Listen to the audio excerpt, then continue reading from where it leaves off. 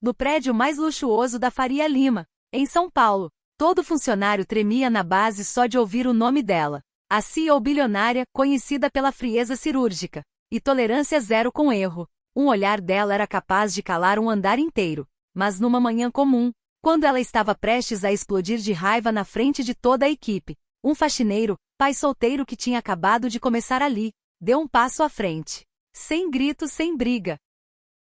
Só uma frase calma. E aquele momento mudou tudo. Será que um homem sem poder nenhum conseguia tocar o coração de uma bilionária? O andar executivo da Torre Berrini funcionava no medo. Não o medo barulhento, bagunçado, mas aquele silêncio gelado que fazia profissionais adultos revisarem o e-mail 3 vezes antes de apertar enviar. O tipo de medo que transformava salas de reunião em campos minados, onde uma palavra errada podia explodir uma carreira.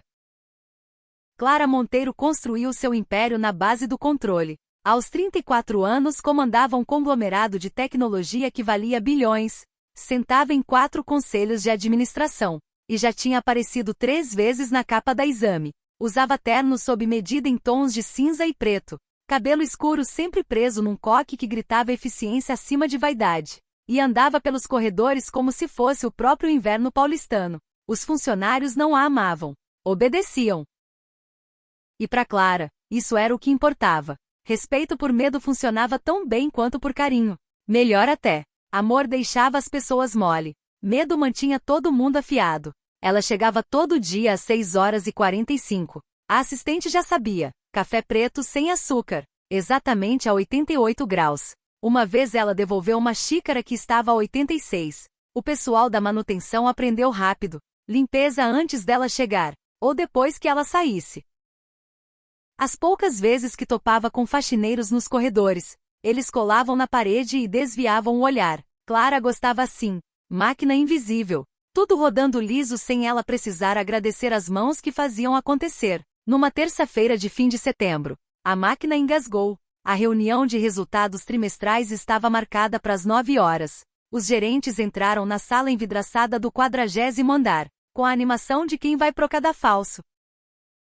Sentaram em silêncio cirúrgico, arrumando pastas e tablets com precisão desnecessária. Clara entrou às 9 em ponto. Sem bom dia. Colocou o notebook na cabeceira e abriu o arquivo da apresentação. A tela do projetor continuou preta. Clicou de novo. Nada. O diretor de TI, o Roberto, que estava há só um mês no cargo, começou a mexer no tablet desesperado. O sistema devia estar. Me dá só um segundinho, dona Clara. Clara não deu segundinho. Deu só aquele olhar que fazia estagiário pedir demissão por e-mail para não encarar ela pessoalmente. Há quanto tempo você sabe desse problema? A voz dela tinha a temperatura exata do café. Quente o suficiente para queimar. Roberto ficou branco. Eu testei tudo ontem. Estava perfeito. Perfeito claramente não estava. Senão a gente não estaria aqui olhando para uma tela em branco. A sala prendeu a respiração. 14 executivos viraram estátua.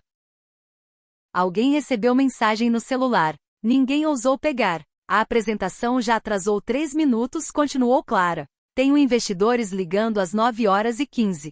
Qual é o seu plano?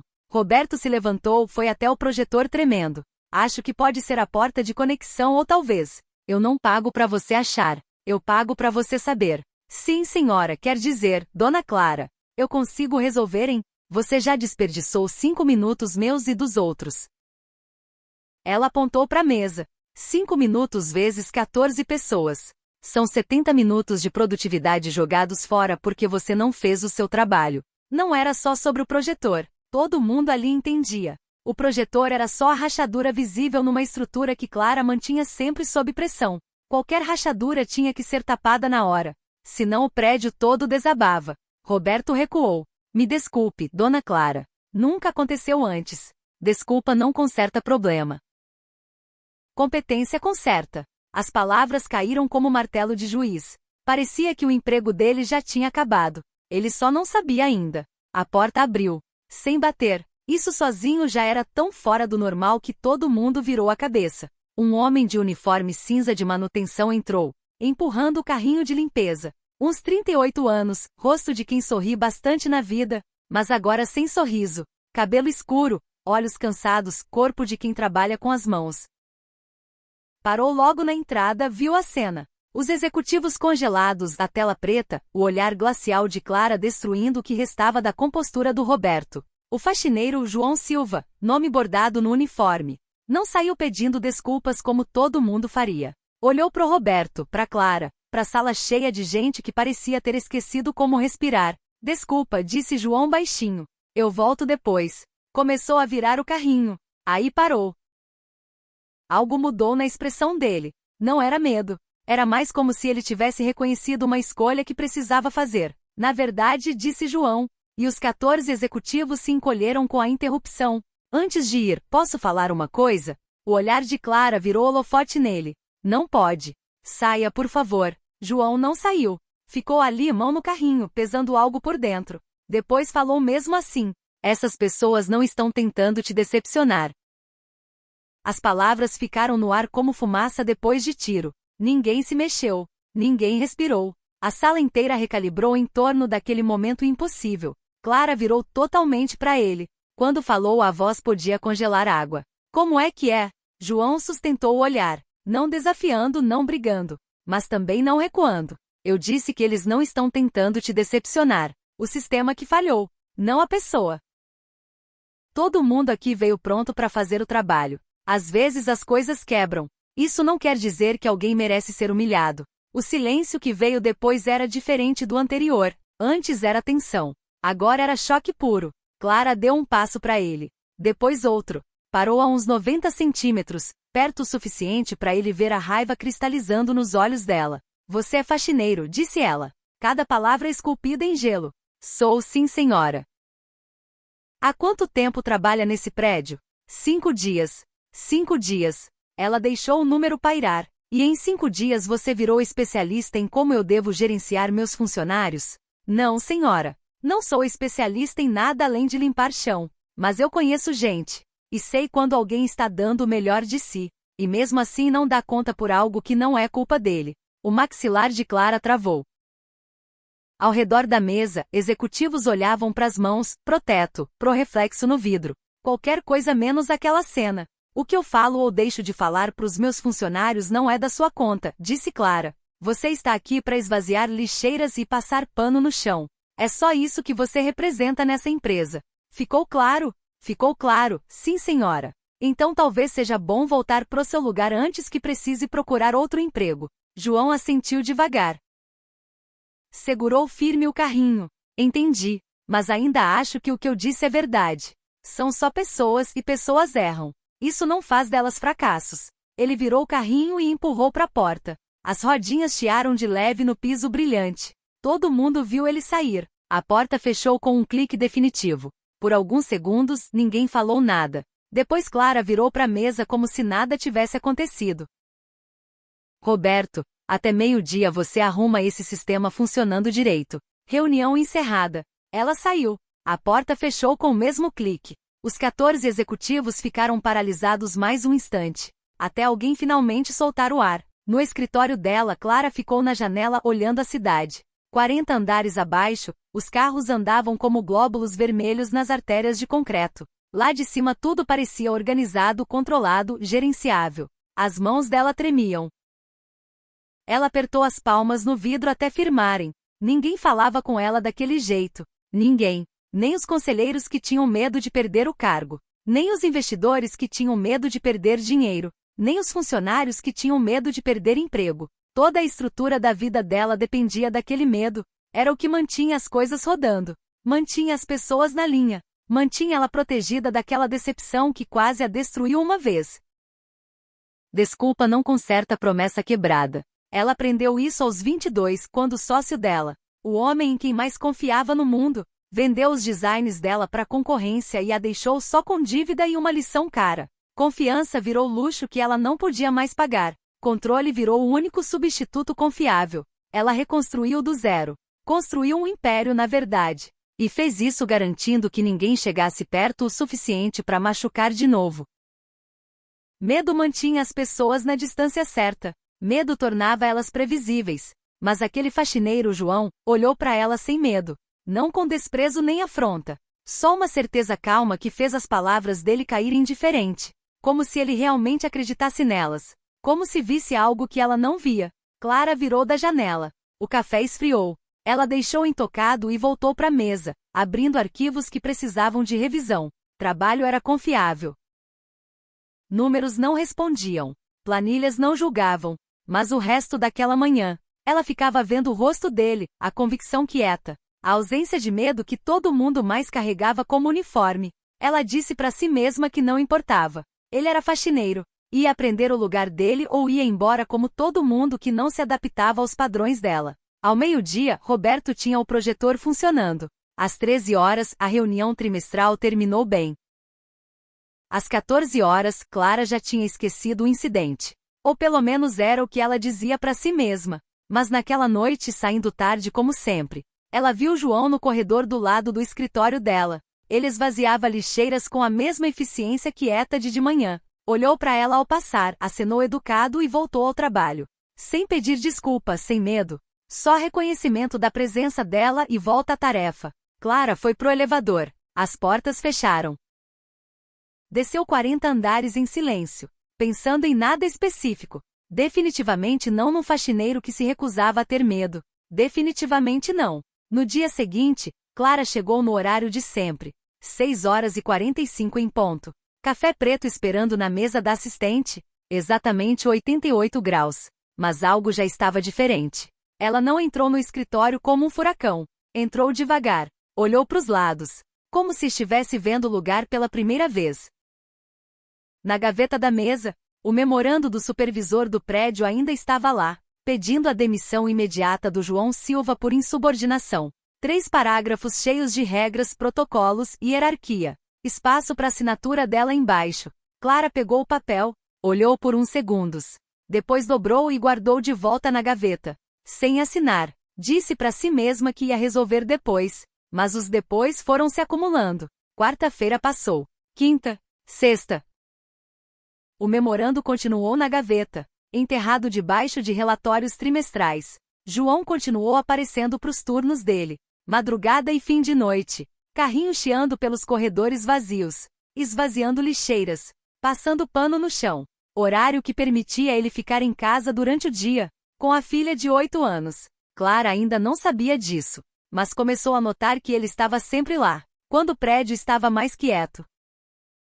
E começou a notar outras coisas pequenas. Que antes não importavam. Mas agora importavam. João segurava a porta para quem passava. Mesmo com as mãos cheias. Pegava coisas que caíam no chão e devolvia sem fazer alarde. Quando a máquina de café do 32º andar entupiu, foi ele que ficou até tarde limpando a bagunça, mesmo não sendo obrigação dele. Os outros funcionários começaram a cumprimentar ele pelo nome. A recepcionista. O pessoal do malote.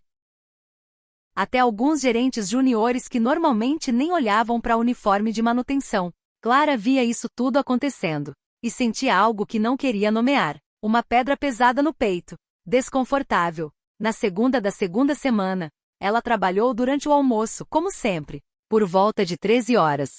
Saiu do escritório para reabastecer o café. A copa do andar executivo estava vazia. Menos por João. Ele estava sentado sozinho numa mesinha pequena, com uma marmita simples.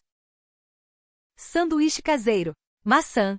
Garrafa térmica com água. Ao lado da comida. Um livro de bolso bem gasto. Lombada marcada de tantas leituras. Clara quase deu meia volta, mas ouviu a própria voz sair. Você lê no horário de almoço? João levantou os olhos, não assustado, mas surpreso. Fechou o livro, deixando o dedo marcando a página. Sim, senhora. Ajuda a pensar em outra coisa que não seja trabalho. Ela foi até a máquina de café, sentindo a presença dele atrás de si de um jeito diferente. A máquina gorgolejou, chiou. Sem se virar, ela falou. Você não está preocupado com o seu emprego? Devo estar? Clara pegou o café e finalmente virou para ele. Você falou fora de hora na frente de toda a minha diretoria. Isso normalmente tem consequências. João assentiu devagar. Colocou o livro de lado. Deu atenção total para ela. Eu imaginei que pudesse ter. Mas faria de novo se precisasse. Por quê? A pergunta escapou antes que ela pudesse segurar. Clara nunca perguntava por quê. Ela dava ordens e esperava obediência. Mas esse homem tinha rachado alguma coisa no sistema operacional dela. João pensou antes de responder. Não encheu o silêncio com palavras vazias. Quando falou, a voz tinha a mesma firmeza calma da sala de reunião, porque alguém precisava dizer. Aquele homem estava sendo destruído por algo que não era culpa dele. Talvez você me demitisse por falar. Talvez ainda demita. Mas eu tenho que conviver comigo mesmo de qualquer jeito. E não consigo se ficar calado vendo algo errado. Você acha que eu estava errada. Acho que todo mundo tem dias ruins. Mas descontar nos outros que estão dando o melhor de si não resolve nada. Só espalha dor. Clara sentiu o maxilar travar de novo. Você não sabe nada sobre mim nem sobre o que eu enfrento. É verdade. Não sei. O tom dele continuou neutro. Sem defesa, sem acusação. Só reconhecimento simples. Mas sei o que é tentar controlar tudo. Porque parece a única forma de não deixar as coisas desabarem. Sei como é construir muros tão altos que a gente esquece como é sentir o sol na pele. As palavras acertaram como água gelada. Clara colocou o café na bancada com mais força do que pretendia. A xícara tremeu. Eu não pedi sua análise. Não pediu, mas perguntou por que eu falei. Eu respondi. Ela ficou olhando para ele. Ele devolveu o olhar com aqueles olhos cansados, que ainda tinham algo parecido com bondade. Não pena. Pena ela dispensaria fácil. Era outra coisa. Reconhecimento. Como se ele enxergasse além da fama do medo. Dos 40 andares de distância construída com cuidado. Clara pegou o café de novo. Aproveite seu almoço, seu João. Saiu antes que ele pudesse responder. De volta ao escritório. Ficou de pé na mesa, segurando o café sem beber, sentindo o coração bater mais rápido do que deveria. Ninguém falava com ela assim. Ninguém olhava para ela assim. Como se ela fosse só mais uma pessoa com problemas. Não um problema a ser resolvido. Ou uma ameaça a ser evitada. Aquilo incomodava. Incomodava muito. Naquela noite. Ficou até tarde revisando contratos. Por volta das 20 horas. A assistente bateu na porta para dizer boa noite. Clara dispensou com um aceno. Sem tirar os olhos da tela. O escritório foi ficando silencioso. Só o zumbido dos computadores. E o barulho distante da equipe de limpeza começando o turno. Ela ouviu o carrinho de João antes de ver ele. A rodinha que precisava de óleo chiando de leve. Olhou pela porta aberta quando ele passou. Indo para a sala de reunião no fim do corredor. Clara ficou olhando. Depois, no impulso que mais tarde negaria para si mesma, levantou e foi atrás. João estava lá dentro, limpando a mesa comprida com método. As paredes de vidro deixavam ele visível de todos os ângulos. Mas ele trabalhava como se ninguém estivesse olhando. Eficiente, completo, sem cortar canto. Clara entrou. João viu o reflexo dela na janela e virou. Dona Clara, posso voltar depois se precisar da sala. Não. Continua. Ela não saiu. Ficou perto da porta, braços cruzados, observando. Depois de um momento falou. O projetor foi consertado de vez. Novo sistema instalado no fim de semana. Que bom. Fico feliz que deu certo. Roberto ainda trabalha aqui. Não demiti ele. Não esperava que demitisse. Então por que você falou? João parou de limpar. Virou totalmente para ela. Pano de limpeza pendurado na mão. Porque mesmo que eu não mudasse o resultado, pelo menos podia garantir que ele soubesse. Que alguém viu o que realmente estava acontecendo. Às vezes isso importa mais do que a gente pensa. Clara sentiu algo mexer no peito. Você mal conhece ele. Mal conheço qualquer um aqui. Mas sei como é ser culpado por algo fora do controle. Sei o que faz com a pessoa quando ninguém defende. Então eu defendi. Mesmo que pudesse custar tudo. João deu um sorriso leve. Não chegou aos olhos. Mas era sincero. Não tenho muito a perder. Só esse emprego. E se perder por fazer o certo? Talvez não fosse o emprego certo mesmo. Você tem uma filha. As palavras saíram secas. Clara nem sabia por que disse aquilo. Não pretendia revelar que estava prestando atenção. Mas João não pareceu surpreso. Tenho. Uma menina de 8 anos. Então você tem tudo a perder. Renda única sem rede de segurança, essa economia. Você devia estar apavorado de me enfrentar. Talvez devesse. Mas medo não protege da coisa ruim acontecer. Só nos deixa menores enquanto esperamos. Ele voltou a limpar. Clara ficou em silêncio olhando ele trabalhar. Depois de um minuto se pegou falando de novo. Quando eu tinha a sua idade, confiei em alguém. Um sócio. Estávamos construindo algo juntos, algo que importava. Ele roubou tudo, vendeu nossos projetos para a concorrência. Me deixou só com dívida e uma lição caríssima. João parou de trabalhar, mas não virou. Deu espaço para ela falar sem pressão de olhar nos olhos. De algum jeito, isso facilitou. Reconstruí tudo, continuou Clara. Construí algo maior, melhor. Mas fiz isso garantindo que ninguém chegasse perto o suficiente para me machucar de novo. Medo mantém as pessoas honestas. Medo mantém tudo previsível. Medo funciona, não é? João perguntou baixinho, ainda de costas. Ou só deixa a gente sozinho? A pergunta acertou como soco. Clara sentiu a respiração travar. Ninguém nunca tinha perguntado isso. Ninguém nunca tinha se importado o suficiente para ver além do império e enxergar o isolamento. Não estou sozinha. Estou focada. Agora João virou, sem julgamento na expressão. Só aquele reconhecimento calmo que a desestabilizava tanto. Se a senhora diz. Ele terminou a última parte da mesa e foi esvaziar a lixeira. Clara ficou parada, sabendo que devia sair, mas incapaz de se mexer. Finalmente falou mais baixo. Por que você não tem medo de mim? João pensou na pergunta. Amarrou o saco de lixo e deixou de lado antes de responder. Porque eu já perdi a coisa que mais tinha medo de perder. Minha esposa morreu há 3 anos. Câncer. Vi ela definhar durante 18 meses. E não consegui parar, não consegui controlar, não consegui consertar. Depois disso, todo o resto parece gerenciável. Até bilionárias bravas. Clara sentiu algo rachar no peito. Sinto muito. Obrigado. Mas o que eu aprendi perdendo ela é que tentar controlar tudo só cansa. Algumas coisas quebram, algumas pessoas vão embora, alguns sistemas falham. É a vida. Ficar bravo não muda. Só faz o tempo que a gente tem parecer pior. Ele pegou os materiais e foi para a porta. Parou do lado dela. A senhora não é má pessoa, Dona Clara. Mas acho que é uma pessoa com medo. E pessoas com medo normalmente não tomam as melhores decisões. Saiu antes que ela pudesse responder. Clara ficou sozinha na sala de reunião, olhando o reflexo nas paredes de vidro. De repente se sentiu pequena. Menor do que nunca se sentiu naquele prédio que era dela. A semana seguinte foi diferente. Clara não mudou nada de propósito, mas algo mudou mesmo assim. Começou a observar João mais vezes. Como ele conversava com os outros funcionários. Como ajudou um segurança novo a entender o sistema de crachá. Como ficou até tarde jogando sal na entrada quando a previsão era de geada, mesmo não sendo obrigação. Começou a ver coisas que tinha treinado para não notar. A analista júnior que sempre almoçava na mesa de medo de ficar para trás. O gerente de TIC pedia desculpas antes de falar, mesmo sem ter errado. Como as conversas paravam quando ela entrava na sala. Como se alguém apertasse mudo no prédio inteiro. Não eram pessoas ruins.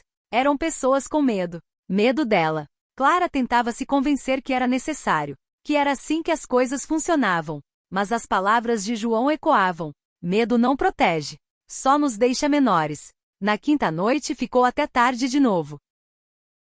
O prédio esvaziou até sobrar só a equipe noturna. Por volta das 21 horas, ouviu vozes alteradas no corredor. Levantou e foi na direção do som. Na copa, encontrou João conversando com uma moça jovem de uniforme de assistente administrativa. A moça estava chorando. Entre soluços, tentava explicar um erro. Arquivo enviado pro departamento errado. Relatório com números desatualizados.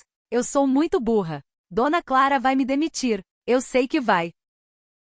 E eu entrei tem só 2 meses. João entregou um papel toalha do dispenser. Você não é burra. Cometeu um erro. Todo mundo comete. Nem todo mundo trabalha para Dona Clara Monteiro. Ela não perdoa erro. Você já foi demitida? Ainda não. Mas quando ela souber, então não gaste energia preocupando com o que ainda não aconteceu. Conserta o que dá para consertar. Depois vai para casa, fica com a família. Amanhã é outro dia. A moça enxugou os olhos. Você não entende. Você não trabalha direto com ela. Verdade, mas já vi ela demitir gente. E já vi ela não demitir quando todo mundo achava que ia. Ela é dura, mas é humana. Dá uma chance para ela te surpreender. Clara deu um passo para trás antes que vissem ela. Voltou pro escritório, fechou a porta. Sentou na cadeira e ficou olhando pro nada. Dá uma chance para ela te surpreender.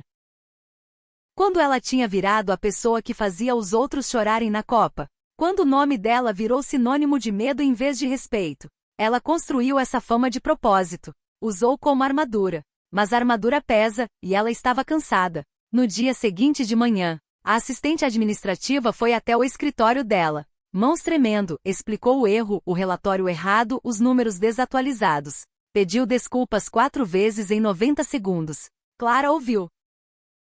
Depois falou com uma voz que mal reconheceu como sua. A versão certa está pronta? Sim, senhora. Já preparei e conferi tudo 2 vezes. Então envia com uma explicação curta. Erros acontecem. O que importa é como a gente conserta. A moça ficou olhando como se Clara tivesse falado em outra língua. Só isso? A senhora não vai me demitir? Não. Mas espero que implemente um sistema de verificação para não acontecer de novo. Fala com Roberto sobre revisão automática. Sim, senhora. Obrigada, senhora. A moça praticamente correu para fora. Clara encostou na cadeira, sentindo algo estranho, mais leve, como se tivesse carregado um peso sem perceber, e finalmente colocado no chão. Naquela noite veio a crise de verdade. Às 18h47, o prédio perdeu energia. Apagão total. 42 andares escuros de uma vez. A iluminação de emergência acendeu. Luz branca forte e fria. Mas os sistemas principais morreram. Elevadores parados. Ar-condicionado desligado. Servidores em modo de emergência. Clara ainda estava no escritório. Pegou o celular e foi para as escadas. Encontrou elas lotadas de funcionários confusos que tinham ficado até tarde. Todo mundo pegando o celular, tentando entender o que tinha acontecido. Alguns em pânico. Uma mulher chorando que estava presa. A escada virou bagunça. Gente empurrando, vozes altas. Alguém gritou fogo, e metade da multidão avançou, quase pisoteando quem estava na frente. Aí uma voz calma cortou o barulho. Todo mundo para de se mexer. João estava no patamar entre andares. Lanterna na mão, a outra levantada pedindo atenção. Algo no tom dele fez as pessoas obedecerem. Não tem fogo. É só falta de luz. Vamos descer devagar e com cuidado. Sem empurrar, sem correr, um andar de cada vez. Quem é você, rapaz? Alguém perguntou irritado. Sou faxineiro. E ando essas escadas todo dia. Conheço cada degrau. Vou na frente, mas vocês precisam ficar calmos e juntos. As pessoas obedeceram de verdade. João desceu em ritmo constante. Lanterna iluminando os degraus. A multidão seguiu. Clara se viu no meio do grupo, olhando esse homem que quase demitiu. Organizar uma evacuação que toda a diretoria dela não conseguiu. Quando chegaram no térreo, as equipes de emergência já estavam lá. A companhia de luz estimou pelo menos 3 horas para voltar. A maioria dos funcionários foi mandada para casa. Mas na sala de servidores os técnicos corriam para evitar perda de dados. Os geradores de backup não estavam entrando direito. Anos de informação em risco. Clara tentou tomar controle, dando ordens, cobrando atualizações. Mas no escuro, sem sistemas. A autoridade dela não valia nada. Não controlava o que não via nem acessava. João apareceu do lado dela. O gerador de backup fica no 3º andar, né? Vi a sala quando estava limpando lá. Sim, mas eu sei onde fica o acionamento manual. Trabalhei com manutenção predial antes desse emprego. Se os geradores não ligam sozinhos, alguém tem que fazer na mão. Desapareceu antes que ela respondesse. Clara ficou no saguão escuro, rodeada de caos que não conseguia conter. Sentindo o último pedaço do controle que construiu com tanto cuidado escorrer pelos dedos. 20 minutos depois, os geradores de backup entraram. Luzes piscaram. Sistemas voltaram. Os técnicos da sala de servidores deram um grito coletivo de alívio. Crise evitada. João reapareceu, uniforme sujo de graxa. Vai segurar até a luz voltar. Clara ficou olhando para ele. Você acabou de salvar uns 80 milhões em dados. Eu só apertei um botão que precisava ser apertado. Ninguém mais sabia fazer. João deu de ombros. A maioria das pessoas não passa tempo explorando salas técnicas. Eu gosto de entender como as coisas funcionam. Ao redor, os funcionários pegavam as coisas, preparando para ir embora agora que o perigo passou. Riam nervosos, já transformando o apagão em história para contar. Nenhum deles reconheceu que o faxineiro resolveu o que a diretoria inteira não conseguiu. Mas Clara notou tudo. Naquela noite, sozinha no apartamento 40 andares acima da cidade. Ficou na janela pensando em controle. Passou 12 anos construindo um império na crença de que poder era a única proteção contra o caos. Que se ficasse no topo ficava segura. Mas naquela noite o poder falhou. Dinheiro não importou. Medo não consertou nada. Um faxineiro com lanterna e voz calma. Fez o que toda a equipe executiva não conseguiu. Talvez ela tivesse construído a coisa errada esse tempo todo.